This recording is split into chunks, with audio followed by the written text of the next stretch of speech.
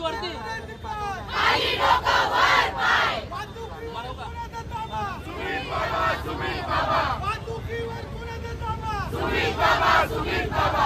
वरती वरती मॅडम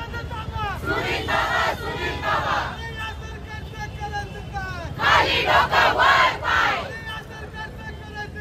खाली डोकं वर पाय मनसे मनसे मनसे मनसे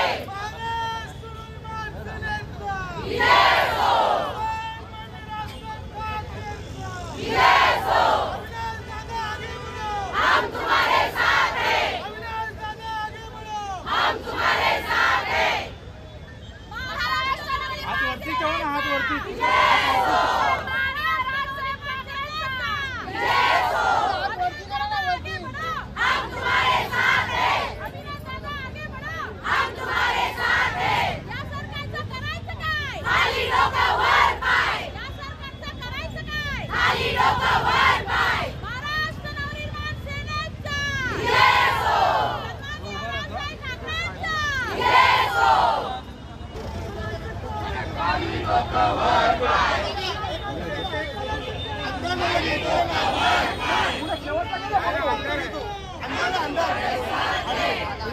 पार्टी जाऊन पार्टी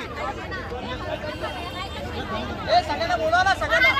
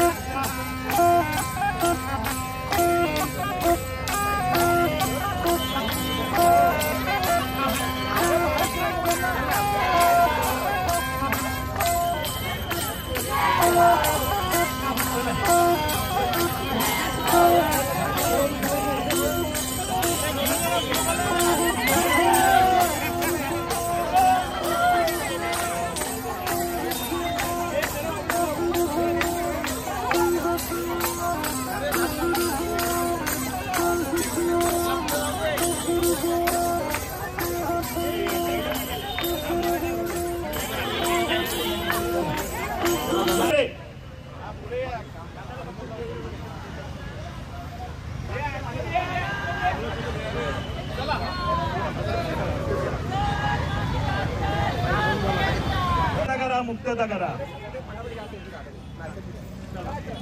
गाडी जरा पुढे घ्या पटकन, गाडी जरा पळव थोडं स्पीड।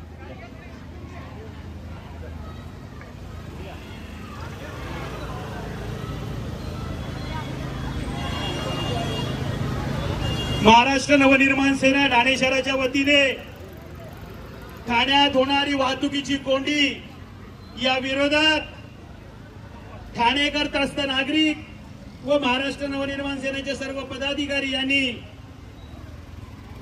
हा मोर्चा निघालेला आहे। प्रशासनाने याची नोंद घ्यायची आहे।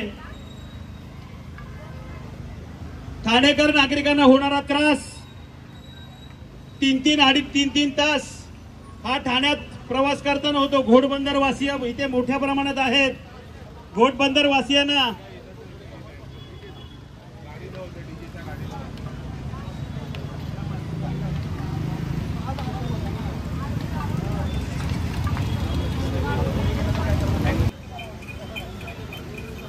कुठेही जा, ठाणेकर नागरिकांना 2-2, 2.5 तास या प्रवासात जावं लागतं, त्याचा त्रास सहन करावा लागतो। आणि म्हणूनच हे ठाणेकर आज रस्त्यावर उतरले। आज ठाणेकरांच्या वतीने त्याचप्रमाणे महाराष्ट्र नवनिर्माण सेना ठाणे शहराच्या वतीने आज आम्ही मोर्चाच्या माध्यमातून या शासनाला सांगू इच्छितो की या त्रासातून ठाणेकरांची मुक्तता करा.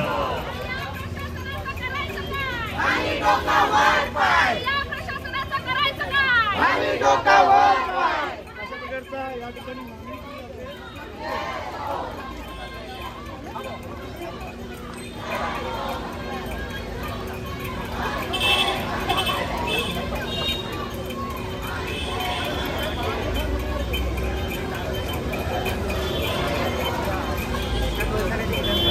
वाढेल.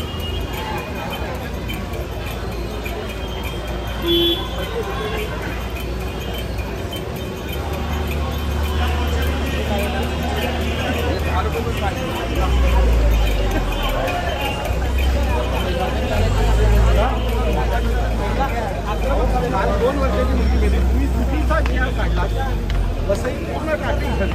2 वर्षाची त्याला जबाबदार कोण, उपमुख्यमंत्री की कोण, असा प्रश्न आम्हाला.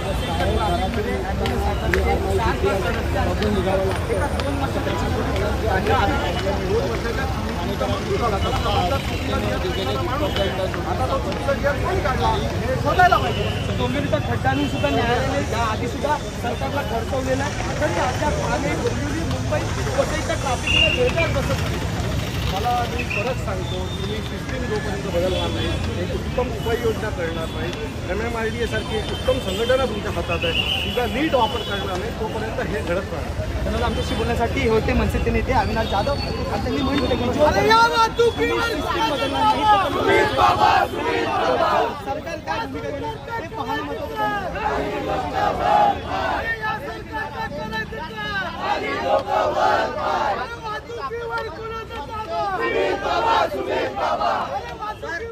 अनेक वर्षांपासून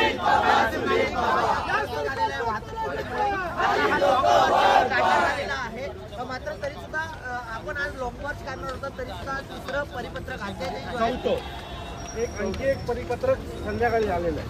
तो हे सगळं पाहता परिपत्रकांचं पाऊसच पडलेला आहे. खरं तर दुसरा जो उपमुख्यमंत्र्यांनी काढलेला परिपत्रक होतं ते एवढं चुकीचं होतं की त्याच्यामुळे एका 2 वर्षाच्या मुलीला पालघरमध्ये स्वतःचा जीव गमवावा लागला. याची जबाबदारी कोणाची, सरकारची, उपमुख्यमंत्र्यांची की कोणाची? जर तुम्ही चुकीच्या पद्धतीने परिपत्रक काढलं नसतं तर ती ट्रॅफिक लागली नसती, त्यांची ॲम्ब्युलन्स अडकली नसती आणि त्या 2 वर्षाच्या बाळाला मुलीला जीव गमवावा लागला नसता. तो मला असं वाटतं की जी सिस्टीम आहे ती चुकीच्या पद्धतीने चालली आहे. कुठल्याही गोष्टीची तपासणी न करता कोणीतरी सांगताय म्हणून पटकन परिपत्रक काढलं जातं, सतत परिपत्रक काढले जातात आणि त्याला काही अर्थच नाही. कोणाचा दावा सुमित बाबा असे देखील बोर्ड जे तिथे ठाणेकरांमध्ये अशी एक चर्चा आहे की सुमित बाबा नावाचा कोणीतरी व्यक्ती आहे आणि त्यांनी हे सगळं ठाण्याची सिस्टीम बदलली आणि त्यातून ठाण्याला ट्रॅफिकच्या विळख्यात जावं लागलं. तो त्या बाबांमुळे ठाण्यातली ट्रॅफिकची परिस्थिती भयानक झाली असं लोकांचं मत आहे. सर, उपमुख्यमंत्री पद ठाण्याला आहे, मुख्यमंत्री सुद्धा ठाण्याची होऊन गेलेली आहे. 11 वर्ष मंत्रीपद आहे एका माणसाकडे, पण तो ठाण्याला नवीन मोठा एखादा ब्रिज किंवा एखादी गोष्ट आणू शकला नाही. परिवहन खातं देखील आता मिळालेलं आहे. तो परिवहन खातं सगळंच आहे, पण इच्छा जितकी नावाचा एक प्रकार असतो त्यांच्याकडे परिवहन खातं आहे ना, त्यांच्याच जे त्या विधानसभेने 15 वर्ष 16 वर्ष आमदार आहेत त्यांच्याच विधानसभेमधनं जाणारा मुख्य रस्ता घोडबंदर रस्ता त्याला सगळ्यात जास्त चालू. याच वाहतूक कोंडीमुळे याचा संपूर्ण दोष महाराष्ट्राच्या उपमुख्यमंत्र्यांनी केलं की त्यांनी काढलेल्या चुकीच्या पद्धतीच्या GRमुळे हे घडलं आणि त्याचा जर काही पाप असेल तर या सरकारला तिथं लागणार. अवजड वाहनं सोडणार नाहीत, 12 नंतरच सोडली जातील असा अध्यादेश काढण्यात आला. मात्र तुम्ही भूमिका घेतली होती. 4 दिवसाचा वेळ दिला होता, 4था अध्यादेश आला. तो अध्यादेशच चुकीचा होता, कारण त्याच्यामुळे भिवंडी जाम झालं शहापूरपर्यंत, त्याने पालघरपर्यंत वसूल जाम झालं, त्याने मुरबाड वाशी जाम झालं. हे ठाणं मोकळं करायला पर्याय असा होता की 4ही लेन ट्रकवाले घेतात, त्यातले 2 ट्रक सिस्टीमनी लावून 2 ट्रकमधनं ॲम्ब्युलन्स छोट्या गाड्यांमध्ये रस्ते करण्यात आले असते ना, तर आज जी वेळ आली नाही. तो तुम्ही GR स्वतःचा GR काढण्यापेक्षा शिस्त लावण्याचा प्रयत्न केला असता तर शिस्तीने वाहतूक व्यवस्थित झाली असती, कोणाचा जीवही गेला नसता आणि आज आम्हाला मोठाही काढायला लागला. ठाणे असेल, डोंबिवली असेल किंवा भिवंडी असेल, या ठिकाणी मोठ्या प्रमाणात खड्ड्यांचं साम्राज्य न्यायालयाला प्रशासनाला ताशेरे ओढावं लागतात. मात्र तरी सुद्धा प्रशासन जागा होतं. मी परत सांगतो, हा प्रशासन भ्रष्टाचार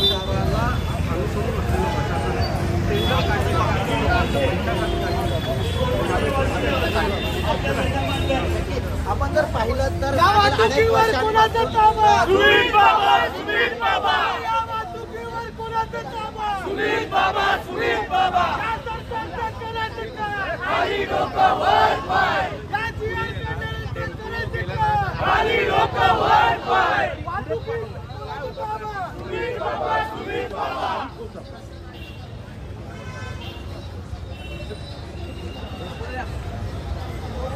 या वाहतुकीवर कोणाचा ताबा? सुमित बाबा, सुमित बाबा. या वाहतुकीवर कोणाचा ताबा? सुमित बाबा, सुमित बाबा. अरे या सरकारचं करायचं काय? खाली डोकं वर पाय. या सरकारचं करायचं काय? खाली डोकं वर पाय.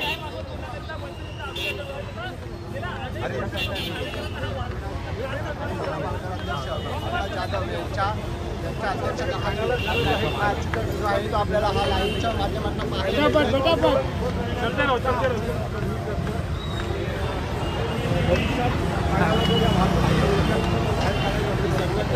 दृष्ट्या आपण लाईव्ह पाहता. पुढे पुढे पुढे पुढे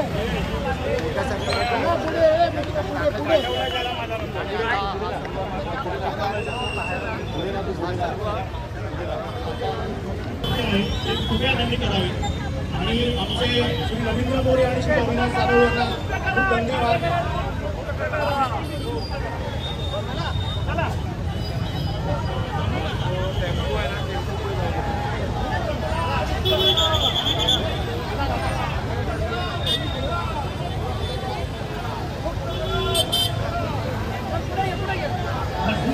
बसू नका ठाणेकरांना बसू नका. अरे बसू नका, बसू नका.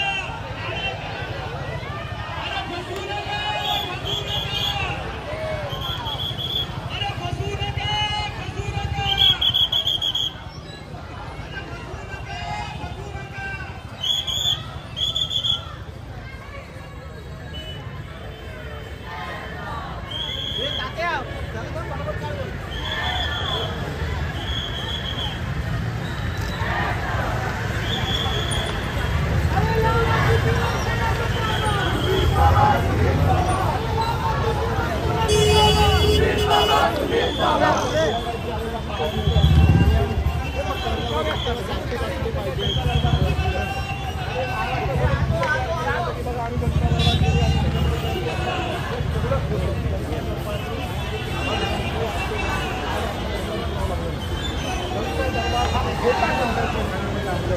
एका राजकीय नेत्याने दरबार घेतला लगेच दुसरा कुठं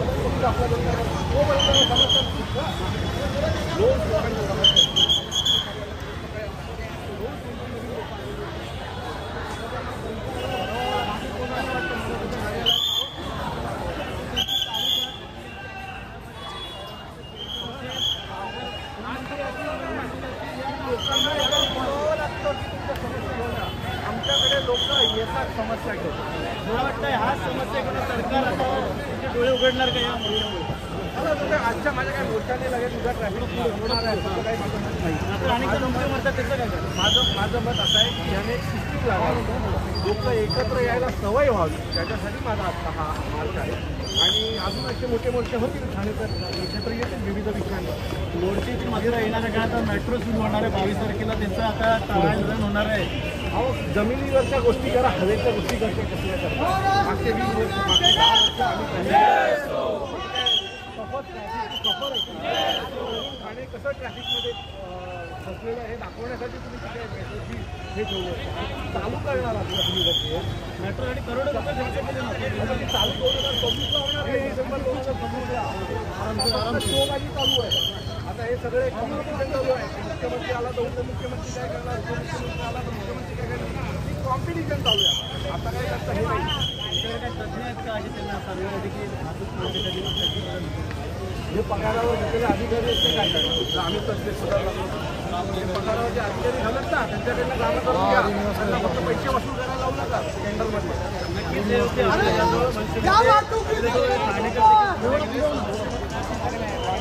काही जागा मागे थोडं पुढे जागा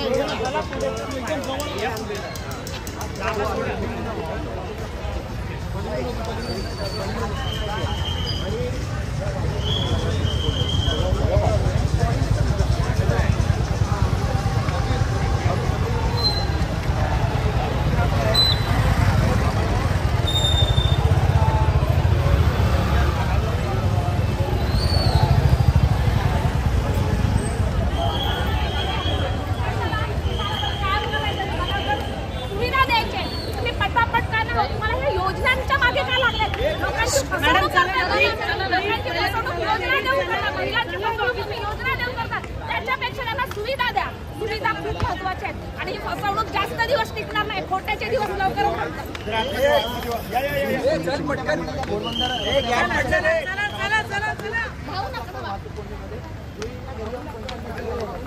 आता काय घोडबंदरला मी राहते, मला माहिती आहे घोडबंदरचा आणि खाण्याचा प्रवास किती टायमाचा पहिला होता ना आता आहे.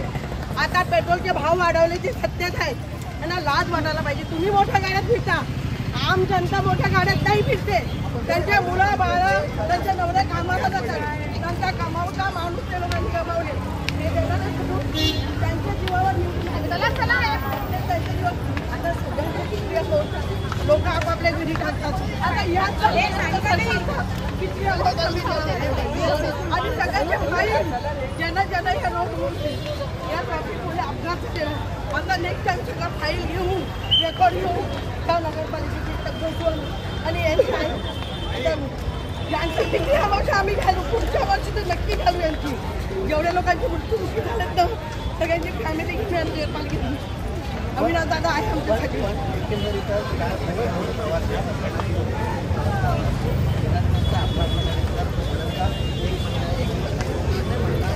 कायम जोपर्यंत माणूस तोपर्यंत जबाबदार असतो. माझ्या मैत्रिणीचा पाय गेला 7 लाख रुपये खर्च झाले. ती सिंगल मदर आहे. ती काय करेल? तिला एक मुख्यमंत्री येणार बघायला. कितीही आपले सरकार लोकांचेच यांचे लोक अपघात होतात. आम्ही उचलतो राखून आणतो. हे अविनाश दादाला आम्हाला बोलवायला लागतं हॉस्पिटलमध्ये. हे कोणी लक्ष समोरून जातात मोठ्या गाडीत फिरतात कोणाच्या जीवावर ते पाहता त्यांच्या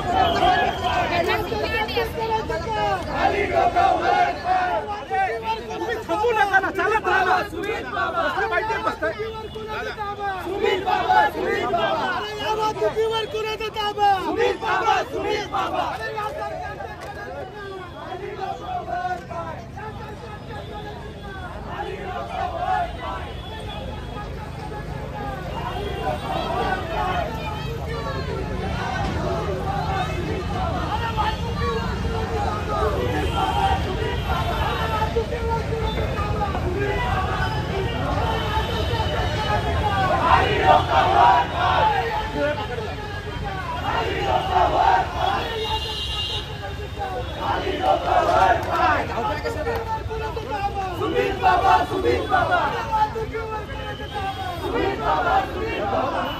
काय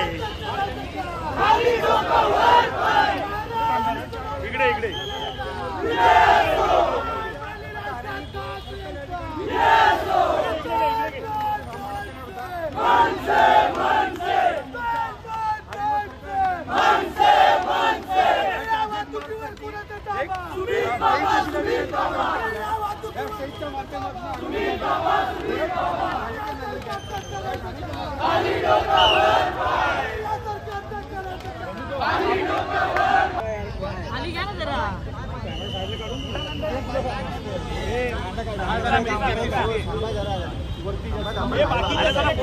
खाली उतर खाली उतर खाली खाली खाली खाली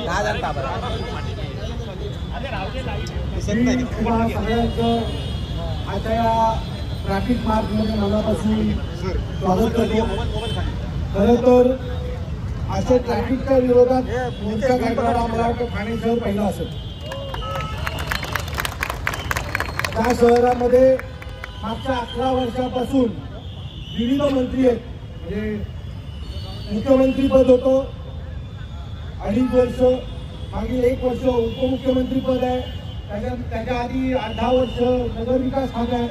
एवढी सगळी खाती आमच्याकडे आमच्या ठाण्याकडे आहेत, परंतु आम्हाला ट्रॅफिकमधनं मुक्तता मिळत नाही. आज वसईवरनं जर आम्हाला ठाण्यात यायचं असेल तर 3.5-4 तास लागतात. आम्हाला नाशिकवरनं ठाण्याला यायचं असेल तर 6-6.5 तास लागतात. शिळफाट्यावरनं जर ठाण्यात यायचं असेल तर 2.5 ते 3 तास लागतात. आम्ही ठाण्यात कुठूनही यायचं ठरवलं तर किमान 3 ते 3.5 तास वेळ आम्हाला लागतो. आणि याचं खरं तर सगळं श्रेय जर आपल्याला कोणाला द्यायचं असेल तर महाराष्ट्राच्या उपमुख्यमंत्र्यांना दिलं पाहिजे. कारण त्याने मागच्या 11 वर्षात ठाण्याकडे ठाणेकरांना गृहीत धरलं. आम्हाला कधी विचारलं नाही की तुम्हाला काय हवंय, कशा प्रकारे या ठाण्याच्या ट्रॅफिकवर पाण्याचा प्रश्न, अनेक प्रश्न त्या ठाण्यात, त्याला काय करावं म्हणून ठाण्याच्या उपमुख्यमंत्र्यांनी आमची कधी विचारणा केली. नेहमी आम्हाला गृहीत धरलं, नेहमी. परवा आता मागच्या महिन्याभरात 4 GR काढले. पहिला GR काढला, पहिल्या GR मध्ये असं सांगितलं की आता 31 डिसेंबर पर्यंत ठाण्यात कुठल्याही प्रकारची जड वाहनं येणार नाही. आम्ही सगळे आनंदी झालो. टीव्ही चॅनलनी बातम्या चालवल्या, यांच्या कार्यकर्त्यांनी घोषणा दिल्या. दुसऱ्या दिवशी पुन्हा रस्त्यावर ट्रॅफिक मध्ये हेवी गाड्या होत्या, पुन्हा लोक अडकायला लागली, पुन्हा लोकांनी आंदोलन सुरू केली, मनसेने आंदोलन सुरू केलं. अचानक उपमुख्यमंत्र्यांना वाटलं आता मला याच्यात लक्ष द्यायला पाहिजे. उपमुख्यमंत्र्यांनी आणखी एक GR काढला आणि तो GR असा होता की फक्त 12 ते 6 या दरम्यान ठाण्यात गाड्या येतील, नाहीतर ठाण्यामध्ये गाड्या येणार नाही. त्याचा प्रॉब्लेम असा झाला की परवाच्या दिवशी वसईपर्यंत ट्रॅफिक झाली, इकडे शहापूरपर्यंत ट्रॅफिक झाली, भिवंडी आपल्या वाशी ट्रॅफिकमध्ये उडालं. आणि या सगळ्यात एक दुर्दैवी घटना घडली की एका 2 वर्षाच्या मुलीचा 3 तास ॲम्ब्युलन्स ट्रॅफिकमध्ये अटकली आणि त्या मुलीचा मृत्यू झाला. आता याला जबाबदार कोण? जर तुम्ही रोज वेगवेगळे नवीन GR काढताय, कोणी एक येतो सांगतो आता हा GR, उद्या दुसरा कोण येतो तो सांगतो आज हा GR. अरे या सगळ्या GR काढताना तुम्ही विचार करता का ठाण्याची भौगोलिक परिस्थिती काय आहे, कशा प्रकारे पुढे जायला पाहिजे? हे GR काढण्यापेक्षा त्या टेंडरमध्ये पैसे खाल्ले नसतात ना तर आज आम्हाला चांगले रस्ते मिळाले असते. त्या घोडबंदरला गेला, सुरुवातीला असं होतं किमान सर्व्हिस रोडनी ॲम्ब्युलन्स बाहेर पडायची, एखादी गाडी बाहेर पडायची. आज त्या सर्व्हिस रोडच काढून टाकले आणि त्या सर्व्हिस रोड काढल्यामुळे एकावर एक ट्रक, दुसरा ट्रक, तिसरा ट्रक, चौथा ट्रक अशा लाईन लागल्या. तो ट्रकवालाही विचार करत नाही की मागची छोटी गाडी कशी पुढे जाणार, ॲम्ब्युलन्स कशी पुढे जाणार, याच्या बाबतीत कोणी ना पोलीसवाला विचार करतात, न त्यांना कुठला दंड, न त्यांना कुठला नियम. आणि परवा ठाण्यामध्ये आमच्या DCPने एक व्हिडिओ केला आणि तो टाकला की आम्हाला ठाण्याला शिस्त लावायची आहे, म्हणून झेब्रा क्रॉसिंग क्रॉस केला तर तुम्हाला दंड लागेल, तुम्ही टिबल सीट असाल तर तुम्हाला दंड लागेल, तुम्ही नो एंट्री मधनं गेलात तर तुम्हाला दंड लागेल. मान्य, आम्ही दंड भरायला तयार आहोत, आम्ही शिस्त लावून घ्यायला तयार आहोत. शिस्त फक्त आम्हालाच का, सरकारला का नाही शिस्त आहे? सरकारला शिस्त हवी ना, आम्हाला चांगले रस्ते दिले पाहिजेत, आम्हाला ट्रॅफिक मुक्त रस्ते दिले पाहिजेत, आम्हाला चांगल्या व्यवस्था दिल्या पाहिजेत. अहो इथे 2-4 बोर्ड आहेत. एका महिलेला 7.5 लाख रुपये रिक्षाचा दंड आहे, एकाला 3 लाख रुपये रिक्षाचा दंड आहे. त्यांना माहिती पण नसणार की आम्हाला एवढं दंड पाहिजे. म्हणजे आम्हाला दंड आणि जे रस्त्यात सगळे रस्ते आलो म्हणजे नियम आहे की उजवीकडनं छोट्या गाड्यांनी चालावे, डावीकडनं मोठ्या गाड्यांनी चालावे, सगळे शिस्तीचे तिथे बोजबार येऊन आले. त्यांना कुठलाच नियम नाही, पण आम्हाला नियमावर नियम याच्या पुढे आम्ही दंड भरणार. तो रस्ते मोकळे करून द्या, ट्रक मुक्त ठेवणे करून द्या, मगच आमच्याकडनं दंड करा. याच्या पुढे कोणालाही दंड भरण्यासाठी जर अडवलं तर त्याने मला कॉल करा, मी तुमच्यासोबत तिथे उभा असेल.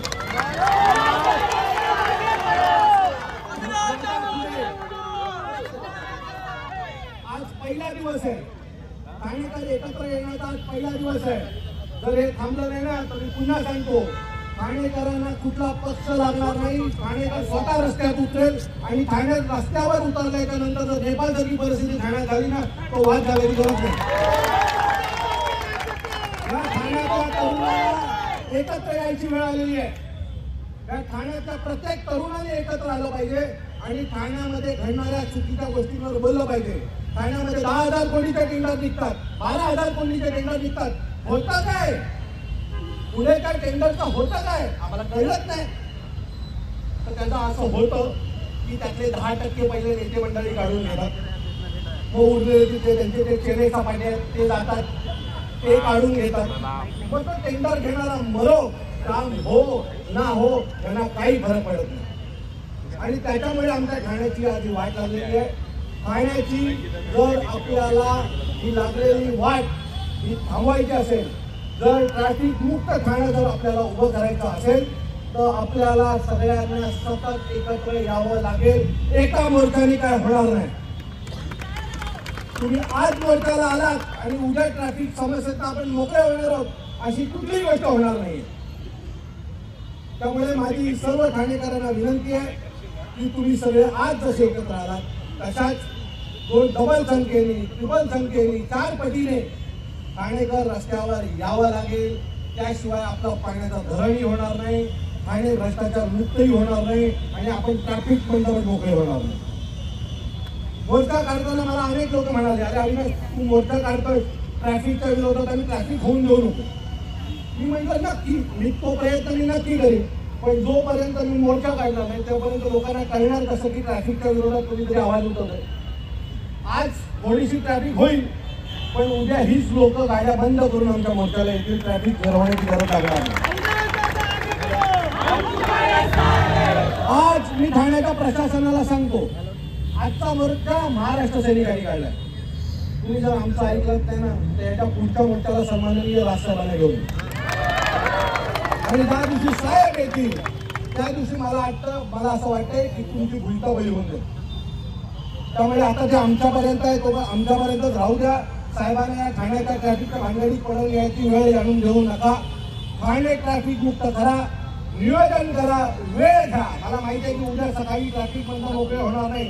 टेंडरमध्ये पैसे खाणं बंद करा, कारण तुम्ही टेंडरमधनं पैसे घेता, त्या पैशातनं निवडून येता, काम करणारी माणसं स्टेजवर भाषण देत उभी राहतात.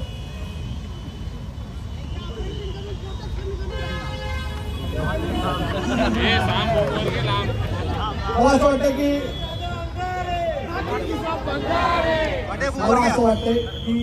यात अनेक ठाणेकर आहेत. हिरानंदानी मधनं कोण आले? गिल साहेब कुठे? हिरानंदानी मधनं इथून गेले. दोस्ती मधनं कोण आले? मला वाटतं तुम्ही पण तुमची 2 मिनिटं भूमिका मांडली पाहिजे.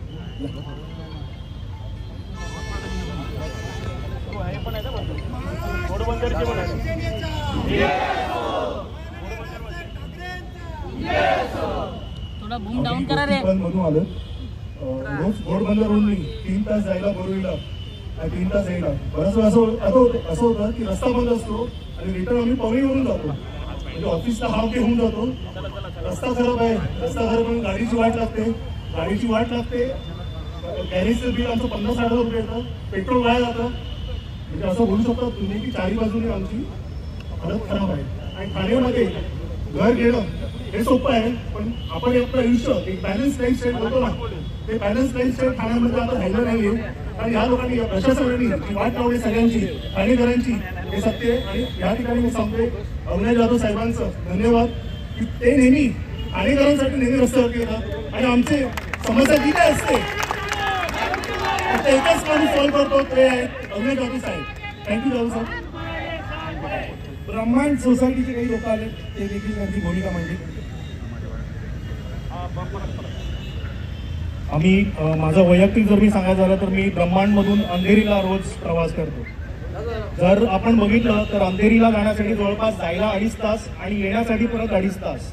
खड्डे वेगळे, खड्डे जर असतील तर अजून किंवा आहेत जे मध्ये खड्डे, त्याच्यामध्ये अजून अर्धा तास जातो आमचा. आपण जर पूर्ण त्याचं कॅल्क्युलेशन केलं तर वर्षभरातले जे 365 दिवस आहेत त्याच्यामध्ये आम्हाला जाण्या येण्यामध्ये जवळपास 1825 तास येण्या जाण्यामध्ये जातात. त्याच्यानंतर माणसाने जगायचं काय?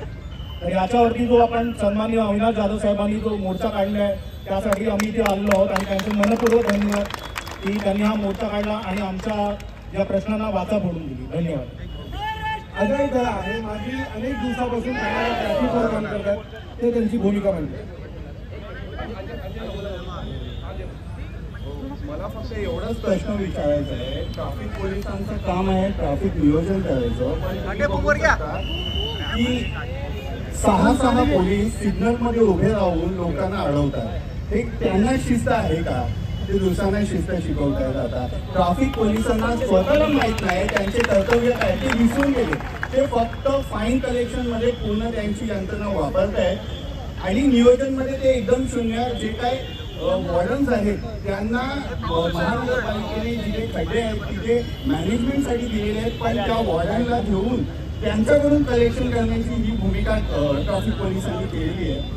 त्यांना स्वतःला पहिला त्यांची यंत्रणा सुधारला पाहिजे, त्यानंतर त्यांनी आम्हाला सांगितलं पाहिजे. धन्यवाद.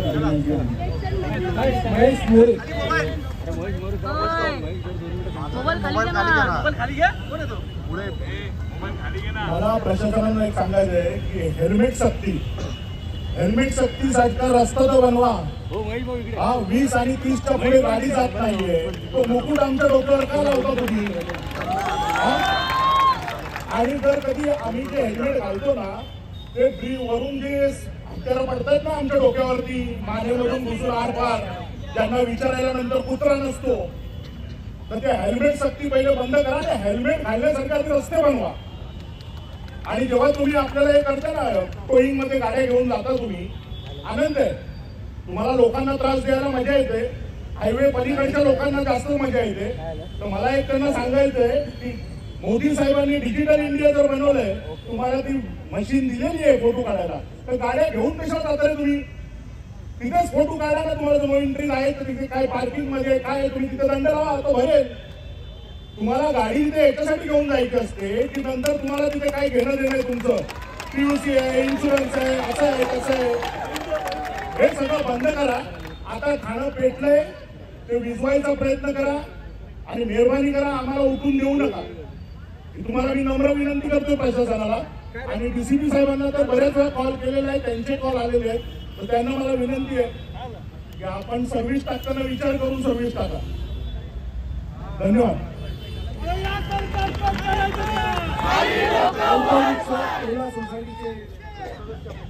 महावीर कल्पवृक्ष कासारवडे. माझं नाव रोहित गायकवाड. मी ठाण्याचा गरीबाशी घोडबंदरला राहतो. मुळात ट्रॅफिकमध्ये आज 2-2 तास 2.5 तास आम्ही राहतोय. कासारवडीपासून बोरिवलीपर्यंत, बोरिवलीपासून तर कासारवडी, ठाणा स्टेशन पासून कासारवडी 2-2-2.5 तास. जो रस्ता मला असं वाटतं 35 ते 40 मिनिटाचा पण नाहीये. तरी पण आज आम्ही एवढं त्रस्त आहोत. सीसीटीव्ही लावले सगळीकडे. तुम्ही जे पहिले रस्ते पहिले बघा, ते पॅचवर बघा, बाईकसाठी असू दे, कारसाठी असू दे. मला असं वाटतं मनसेचे, महाराष्ट्र नवनिर्माण सेनेचे अविनाश जाधव साहेबांचे, रवींद्र मोरे साहेबांचे खूप खूप आभार की आमचा हात कोणीतरी धरलाय आणि आम्हाला आता ट्रॅफिकमध्ये इकडे जबाब मिळणार आहे अशी आम्हाला आशा आहे. पण कोणी काही करत नाही. ते 3 वेळा नोटीस आली, 3 वेळा. ती 12च्या नंतर तुम्हाला ट्रक चालू दिसतील, त्याच्या आधी तुम्हाला ट्रक दिसणार नाही. 3 वेळा नोटीस आली. असं कधी झालंय का? कोणाला वाटतंय का इकडे घोडबंदरला? पण हे कधीच झालं नाही. तर माझे आश्वासन, मला असं वाटतं, मी विनंती करतो अविनाश जाधव साहेबांना की आता तुम्ही तरी आमचा हा प्रॉब्लेम सॉल्व्ह करा आणि आम्हाला ठाणेकरांना या ट्रॅफिक मधून मुक्त करा. धन्यवाद.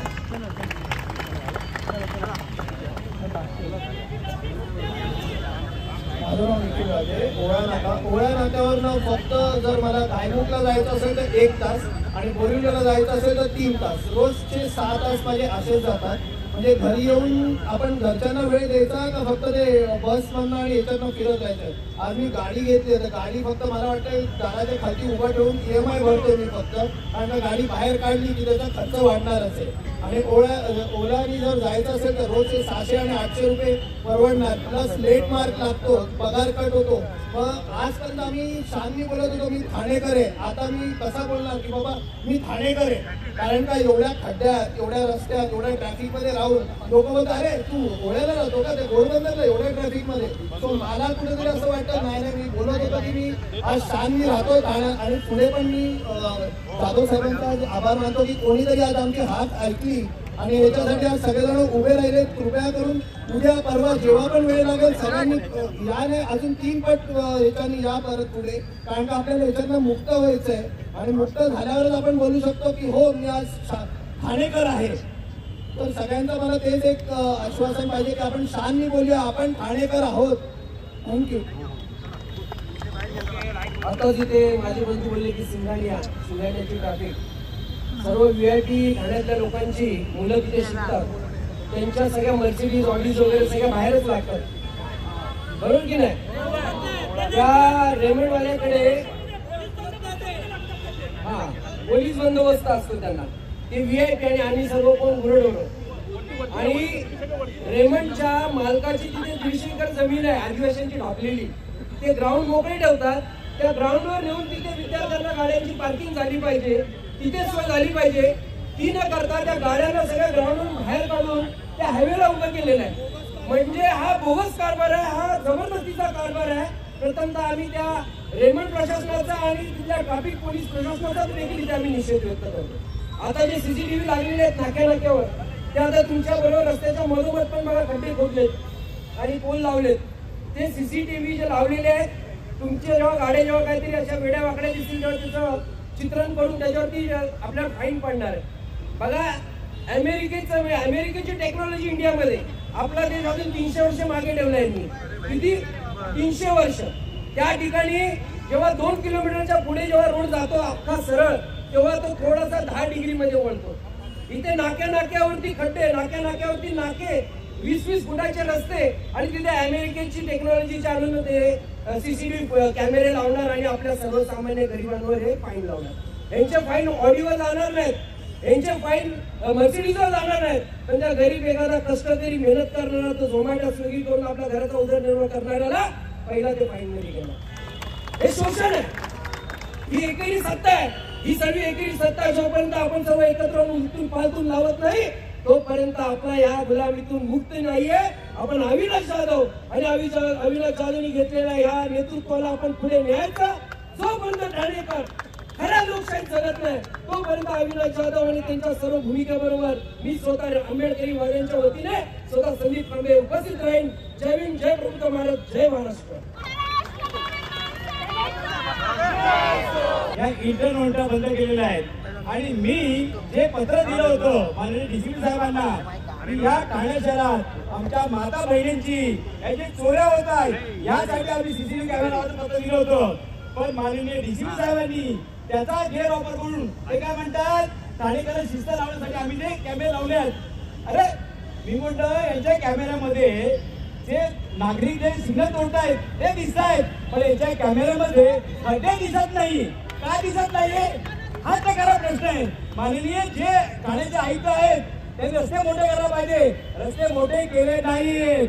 रोज खड्डे भरतायत, रोज टेंडर काढतायत आणि या टेंडर मध्ये माननीय जे आयुक्त साहेब त्यांना पैसे मिळतात पैसे. त्याच्यामुळे नागरिकांना त्यांना काय घेणं पडलं नाहीये. त्यांना फक्त पैसा पाहिजे आणि ह्या पैशासाठी जो राजकारण चालू आहे मला त्या जुनी बाबाला विनंती करायची.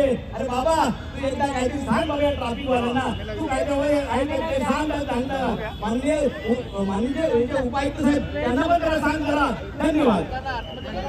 प्रवीण बने.